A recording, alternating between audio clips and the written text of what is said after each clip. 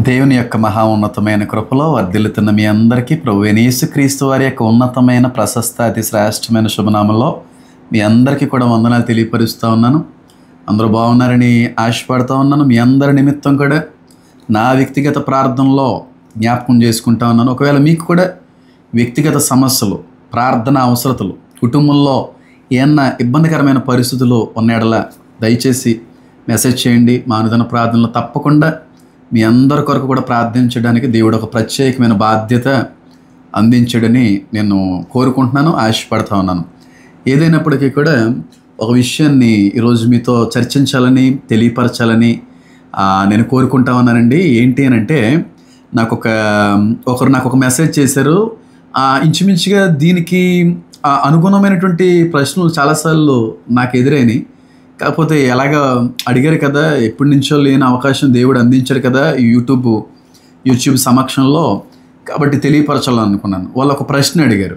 క్రైస్తవులే, మేబీ నేను అనుకుంటున్నాను వాళ్ళ ప్రశ్న అడగడంలో ఉన్న ఉద్దేశం ఏమై ఉంటుందని అంటే, ఖచ్చితంగా వాళ్ళు ఆ పని చేస్తున్నారు, ఆ పనిలో ఉన్నారు, లేకపోతే ఆ డ్యూటీ చేస్తూ ఉన్నారు, లేకపోతే ఆ బాధ్యతలను వాళ్ళు నిర్వర్తిస్తూ ఉన్నారు కనుక ఖచ్చితంగా ఆలోచన వచ్చి ఉండొచ్చేమో అని నా యొక్క అభిప్రాయం. ఇంతకే వాళ్ళు అడిగినటువంటి ప్రశ్న ఏంటంటే, బ్రదర్, ఇప్పుడు మాకు తెలిసినటువంటి మా బ్రదర్ గారు మిలిటరీలో, ఇండియన్ ఆర్మీలో పనిచేస్తూ ఉన్నారు. అయితే రీసెంట్గా ఏదో కారణంలో రావడం జరిగింది. నా చేతుల మీదుగా 3 చంపేశాను, లేదంటే నా చేతుల మీదుగా 4 చచ్చిపోయారు ఆ పోరాటంలో, లేకపోతే ఆ ఎన్కౌంటర్లో, లేకపోతే ఇలాగా ఆ శత్రువులకి, ఆ టెర్రరిస్టులకి మాకు మధ్యన జరిగినటువంటి కాల్పుల్లో నా ద్వారాగా నా వల్ల ఒక 4 చనిపోయేలు ఉన్నారని చెప్పి ఒకరు అడగడం జరిగింది. నాకు తెలిసి ఇంకొక ఫ్రెండ్ కూడా ఉన్నారు. లాస్ట్ టైం ఒకసారి అడగడం జరిగింది. ఆయన కూడా గ్రేహౌండ్స్లో పనిచేస్తూ ఉన్నారు. ఆయన చేతిలో కూడా చాలామంది చనిపోవడం జరిగింది. ఆయన చాలా క్లియర్గా చెప్పారు, కూర్చోబెట్టి, తమ్ముడు ఇలాగే బోన్లోకి వెళ్ళిపోయింది బుల్లెట్, ఒక వ్యక్తికి చెయ్యి ఇరిగిపోయింది, కట్ అయిపోయింది బోన్ అంతా, ఒక వ్యక్తికి అయితే పాయింట్ బ్లాంక్ రేంజ్లో ఫైర్ చేశాను, ఇలా చెప్పుకొని వచ్చారు. ఆయన కూడా క్రిస్టియనే కాబట్టి ఆయనది కూడా గుర్తొచ్చింది కాబట్టి నేను చెప్తా ఉన్నాను. ఏంటంటే, ఇప్పుడు ఆర్మీలో పనిచేసేటువంటి క్రైస్తవులు ఉంటారు. ఆ క్రైస్తవులు అయి ఉండి, రక్షణ పొందుకొని ఉండి కూడా వాళ్ళ చేతుల మూలంగా చాలామంది చనిపోతూ ఉంటారు ఆ పోరాటంలో, ఆ ఎన్కౌంటర్లో, లేదా ఆ గొడవల్లో. అలాంటి ప్రతికూలతలు ఎప్పుడన్నా ఎదురైనప్పుడు ఒక క్రైస్తవుడే ఉన్నటువంటి ఒక ఆర్మీ ఆఫీసర్ అవ్వచ్చు, ఒక సైనిక దళానికి సంబంధించిన వ్యక్తి ఉండొచ్చు, ఒక సైనికుడే ఉండొచ్చు. ఆ వ్యక్తి బాప్తిసం పొందుకున్నాడు, యేసుక్రీస్తు ప్రభువారు నిజమైన సొంత రక్షకునిగా అంగీకరించాడు.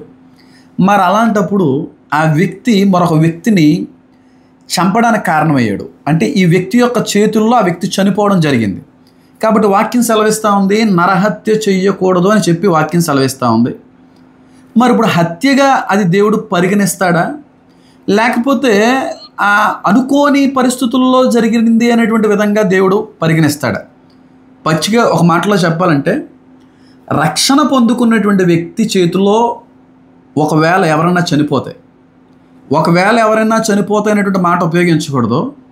ఒక ఆర్మీ ఆఫీసర్ అయ్యి ఉండి ఆ వ్యక్తి చేతిలో ఎవరైనా చనిపోతే, ఒక పోలీస్ ఆఫీసర్ అయ్యి ఉండి ఒక పోలీస్ అధికారి చేతిలో ఎవరైనా చనిపోతే, ఆ వ్యక్తి రక్షణ పొందుకుని ఉన్న వ్యక్తి అయితే ఆ వ్యక్తి వెళ్ళేది పరలోకానిక నరకానిక అని అంటే, ఖచ్చితంగా ఆ వ్యక్తి రక్షించబడ్డాడు గనుక వెళ్ళేదైతే మాత్రం పరలోకానికి.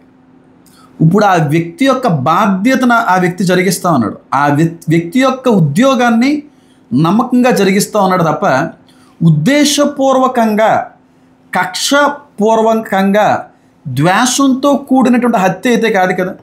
అదొక బాధ్యత, అదొక ఉద్యోగం అది. కాబట్టి ఆ ఉద్యోగాన్ని నమ్మకంగా జరిగించడం వల్ల మాత్రమే ఆ శాలరీ అనేటువంటిది వస్తుంది. ఈ వ్యక్తి మీద ఉన్నటువంటి నమ్మకంతోనే ఆ ఉద్యోగ సంస్థలన్నీ కూడా ఆ ఉద్యోగానికి ఈ వ్యక్తి పాత్రుడని చెప్పి ఇవ్వడం జరిగింది.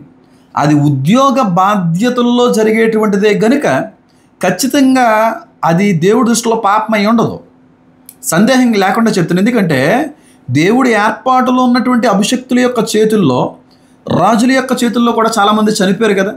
అంటే ఉద్దేశపూర్వకంగా చంపింది నేరమే. దావీదు గారి చేతిలో చాలామంది చనిపోయారు. ఆయన ఒక నాయకుడిగా, ఒక రాజ్యాన్ని నడిపించేటువంటి ఒక సైనికుడిగా దేవుని యొక్క చేతిలో వాడబడే ఒక పాత్రగా వెళ్ళాడు. ఆ క్రమంలో చాలామంది శత్రువులు చనిపోవడం జరిగింది. అంత మాత్రాన దేవుడు ఎప్పుడూ కూడా దావీదును దోషిగా ఎంచలేదు కదా. సౌలు గారి చేతుల మీదుగా కూడా చాలామంది చనిపోవడం జరిగింది కదా. అలాగే చాలామంది రాజుల చేతిలో చనిపోవడం అనేది జరిగింది. కాబట్టి ఇక్కడ మనం అర్థం చేసుకోవాల్సింది ఏంటంటే, ఉద్దేశపూర్వకంగా నువ్వు చంపిన ఖచ్చితంగా అది పాపమే. అదే దావీదు చాలామంది శత్రువులు చంపేశాడు. ఆ శత్రువులు చంపినప్పుడు నువ్వు నిందితుడువు, నువ్వు దోషివి అని దేవుడు ఎప్పుడూ కూడా ఎంచలేదు. కానీ ఉద్దేశపూర్వకంగా బెత్షెబా యొక్క భర్త గారిని ఎప్పుడైతే చంపేటువంటి పరిస్థితుల్లో ఉన్నాడో, ఓ నరహంతకుడా అని పిలిచాడు. నువ్వు హత్య చేసావు, నువ్వు మోసగించావు, నీ స్నేహితుని నువ్వు గాయపరిచావు, వెన్నుపోటు పొడిచావు అని చెప్పి దేవుడు అక్కడ బాధపడుతూ నువ్వు ఒక పాపివి అని చెప్పి హెచ్చరిస్తూ నాతను పంపించినట్టుగా కూడా వాక్యం సెలవిస్తూ ఉంది. కాబట్టి మనకు దేవుడిచ్చిన బాధ్యత, అది ఆర్మీ ఆఫీసర్ కావచ్చు, సైనిక దళానికి సంబంధించినటువంటి వ్యక్తులు కావచ్చు, సిఆర్పిఎఫ్ కావచ్చు, గ్రేహౌండ్స్ కావచ్చు, what ever the job maybe, అది నీ జాబ్ నువ్వు నమ్మకంగా జరిగిస్తూ ఉన్నావు, ఉద్దేశపూర్వకంగా జరిగింది కాదు. కాబట్టి దాన్ని దేవుడు పాపంగా ఎంచడం అనేది నా యొక్క ఉద్దేశం. ఇంకొకటి, అలాగే పోలీస్ ఆఫీసర్ల చేతుల్లో కూడా చాలామంది చనిపోతూ ఉంటారు. ఎస్పీల చేతుల్లో, అలాంటి వాళ్ళు చేతుల్లో చాలామంది చనిపోతారు. అంత మాత్రాన దేవుడు నువ్వు దోషి, నువ్వు పాపం అన్నాడు కదా. ఒక దళం, అది ఒక బాధ్యత, ఒక నమ్మకమైన పని మనం వెళ్తా ఉన్నాం.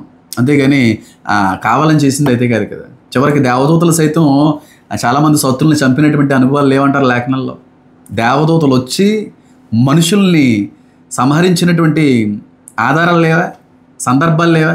మరి దేవాది దేవుని దగ్గర ఉండేటువంటి సమూహం అది, అతి పరిశుద్ధుడైనటువంటి దేవుని దగ్గర ఉండేటువంటి పరిశుద్ధ సమూహం అయి ఉండి ఇప్పుడు శత్రువులను చంపారు కదా అని చెప్పి అది మన పాపంగా ఎంచడానికి వీల్లేదు కదా.